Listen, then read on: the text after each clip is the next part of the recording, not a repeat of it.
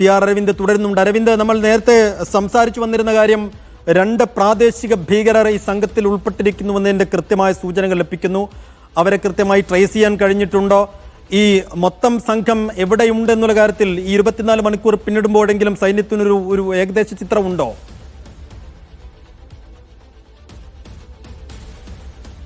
സൈഫുദ്ദീൻ, ഇപ്പോൾ ഭീകരരുടെ സംഘം എവിടെയാണ് ഉള്ളതെന്നുള്ള കൃത്യമായ ഒരു വ്യക്തത വന്നിട്ടില്ല. പക്ഷേ എത്ര പേരുണ്ടെന്നും അതുപോലെ തന്നെ ആരൊക്കെയായിരുന്നു എന്നുള്ള കൃത്യമായ ഒരു വ്യക്തതയിലേക്ക് സൈന്യം എത്തിയിരിക്കുകയാണ്. 2 പ്രാദേശിക ഭീകരർ കൂടി സംഘത്തിലുണ്ടെന്നാണ് ഇപ്പോൾ സുരക്ഷാ സേന തിരിച്ചറിഞ്ഞിരിക്കുന്നത്. ബ്രിജ് ബഹേര സ്വദേശി അദിൽ തോക്കർ, അതുപോലെ തന്നെ ത്രാൽ സ്വദേശി ആസിഫ് സൈഖ് എന്നിവരാണ് ഈ സംഘത്തിലുണ്ടായിരുന്ന പ്രാദേശിക ഭീകരർ എന്ന് പറയുന്നത്. നേരത്തെ 3 ഭീകരരുടെ അവരുടെ വിവരങ്ങൾ പുറത്തുവിട്ടിരുന്നു.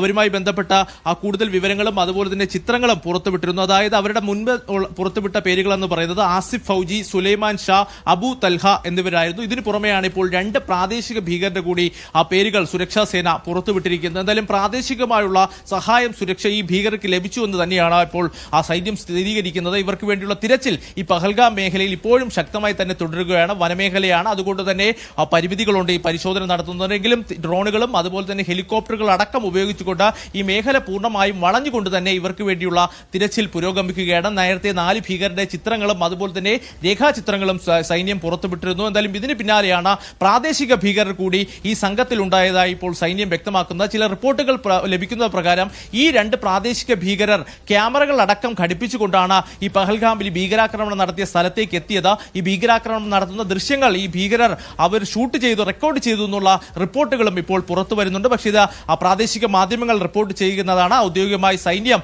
ഇത് സ്ഥിരീകരിച്ചിട്ടില്ല. 2 പ്രാദേശിക ഭീകരർ കൂടി ഈ സംഘത്തിൽ ഉൾപ്പെടുന്നുവെന്ന് സൈന്യം ഇപ്പോൾ വ്യക്തമാക്കുകയാണ്. എന്തായാലും ഇപ്പോൾ നമ്മൾ കേന്ദ്ര പ്രതിരോധ മന്ത്രിയുടെ പ്രതികരണം കൂടി കേട്ടുകയാണ്. നേരത്തെ അദ്ദേഹം ഒരു യോഗം ചേർന്നിരുന്നു, സൈനിക മേധാവിമാരുടെ യോഗം ചേർന്നിരുന്നു. ഇതിന് പിന്നാലെയാണ് ഇപ്പോൾ ഒരു പ്രതികരണം വന്നിരിക്കുന്നത്. കൃത്യമായി ഇതിന് പിന്നിലുള്ളവർക്കും അതുപോലെ തന്നെ ഭീകരാക്രമണം നടത്തിയവർക്കും ശക്തമായ തിരിച്ചടി നൽകുമെന്ന് തന്നെ അദ്ദേഹം വ്യക്തമാക്കുന്നു. ഈ മറുപടി അധികം വൈകില്ല, അത് ഉടൻ തന്നെ ഉണ്ടാകുമെന്ന് തന്നെയാണ് കേന്ദ്ര പ്രതിരോധ മന്ത്രി ഇപ്പോൾ വ്യക്തമാക്കിയിരിക്കുന്നത്. അദ്ദേഹം ചൂണ്ടിക്കാണിക്കുന്ന ഭീകരർ ഒരു പ്രത്യേക മതവിഭാഗക്കാരെ ലക്ഷ്യം വെച്ചുകൊണ്ട് ആക്രമണം നടത്തി.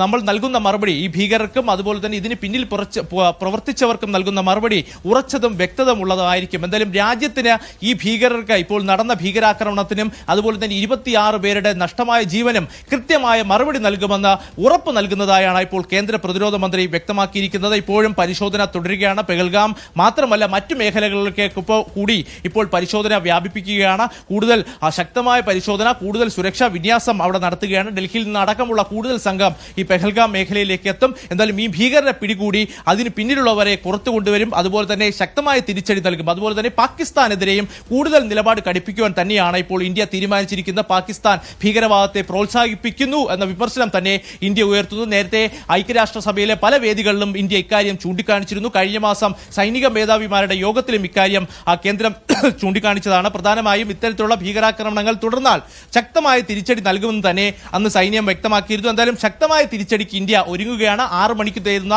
മന്ത്രിസഭാ യോഗത്തിൽ ഇക്കാര്യവുമായി ബന്ധപ്പെട്ട തീരുമാനങ്ങൾ ഉണ്ടാകുമെന്ന് തന്നെയാണ് പ്രതീക്ഷിക്കുന്നത്. സൈഫുദ്ദീൻ.